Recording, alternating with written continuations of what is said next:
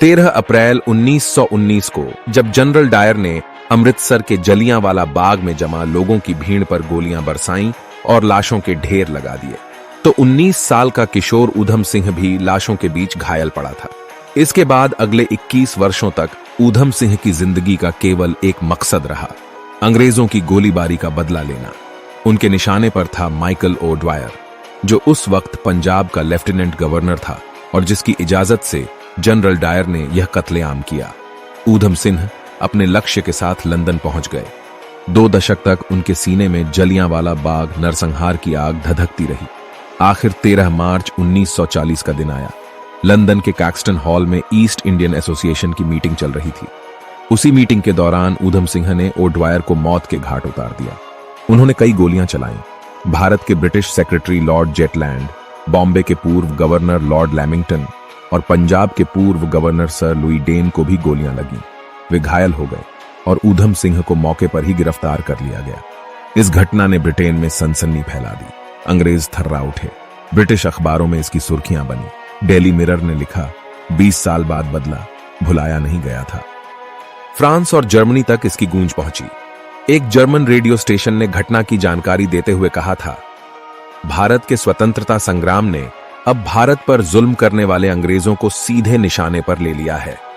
ऊधम सिंह की गिरफ्तारी को लेकर शुरू में गफलत का भी माहौल रहा। लंदन के एक अखबार द हल डेली मेल ने अगले दिन यानी 14 मार्च 1940 को लिखा, भारत के 37 साल के मोहम्मद सिंह आजाद को आज लंदन की बो स्ट्रीट लाया गया। उस पर सर माइकल ओ ड्वायर के कत्ल का आरोप है। बिल्डिंग में घुसते समय आजाद मुस्कुरा रहा था और अपने साथ के अफसरों से बातचीत कर रहा था। दरअसल नाम और धर्म को लेकर कंफ्यूजन था। शुरुआत में मोहम्मद सिंह आजाद के नाम पर आरोप लगाया गया। बाद में अंग्रेज अफसरों को पता चला कि पासपोर्ट में असल नाम ऊधम सिंह था। ऊधम सिंह ने जो बयान दिया और जिसे घटना के सबूत के तौर पर पेश किया गया, उसे डेली मिरर ने छापा।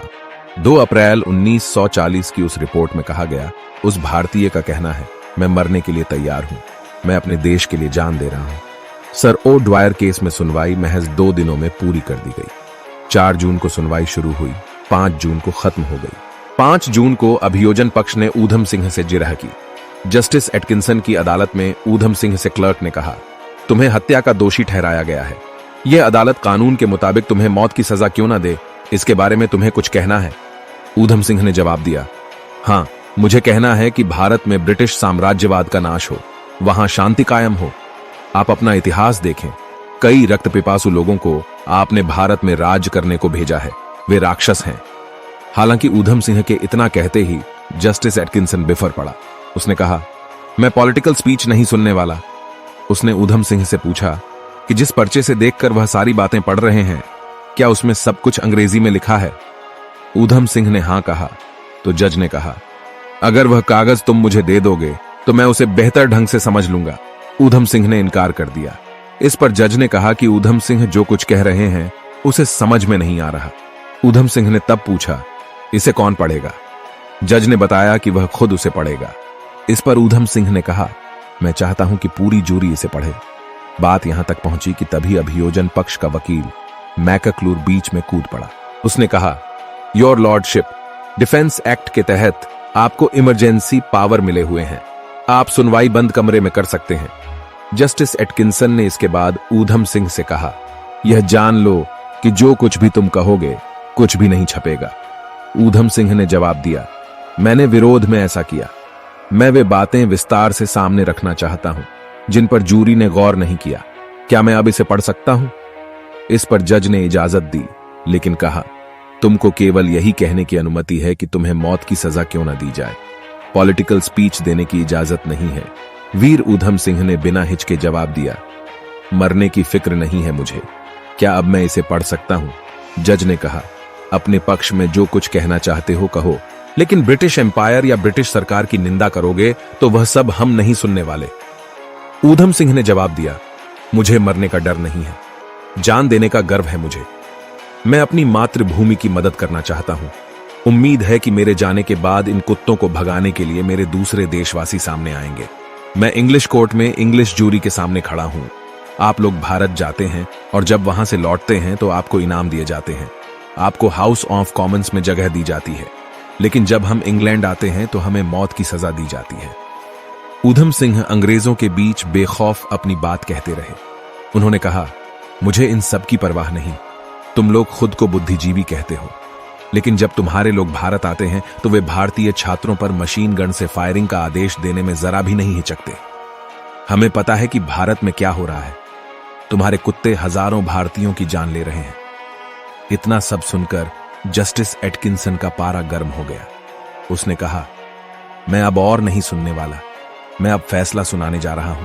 ऊधम सिंह ने कहा, आप और नहीं सुनना चाहते, लेकिन मुझे ढेरों बातें कहनी है। तुम लोग शातिर हो, भारत में जो कुछ हो रहा है उसे सुनना भी नहीं चाहते। इसके बाद ऊधम सिंह ने नारा लगाया, इंग्लैंड मुर्दाबाद, साम्राज्यवाद मुर्दाबाद। सुनवाई की जो प्रक्रिया थी उससे साफ था कि अंग्रेज किस बात का मन बना चुके थे। जस्टिस एटकिंसन ने ऊधम सिंह को मौत की सजा सुनाई। 24 जून को उनकी ओर से एक अपील दाखिल की गई। उसमें कहा गया कि जूरी के सामने बचाव में सारी बातें नहीं कही गईं। उनकी अपील खारिज कर दी गई। लंदन के पेंटनविले जेल में 31 जुलाई 1940 को उन्हें फांसी दे दी गई। पंजाब में संगरूर जिले के सुनाम गांव में जन्मे ऊधम सिंह 40 साल की उम्र में देश पर कुर्बान हो गए। लंदन में ऊधम सिंह ने जिस तरह जलियांवाला बाग नरसंहार का बदला लिया, उससे अंग्रेज घबरा गए। उन्होंने पूरी कोशिश की थी कि ऊधम सिंह की बातें लोगों तक न पहुंच सकें। जस्टिस एटकिंसन ने यहां तक आदेश दे दिया था कि मुकदमे के दौरान ऊधम सिंह ने जो कुछ भी कहा वह प्रेस में नहीं छपना चाहिए। वर्षों तक उन रिकॉर्ड्स को सीक्रेट बनाए रखा गया। काफी बाद में लोगों को उन्हें देखने का मौका मिल सका। देश के लिए अपनी जान न्योछावर करने वाले ऐसे महान क्रांतिकारी ऊधम सिंह जी को सत सत नमन। जय भीम, जय संविधान, नमो बुद्धाय।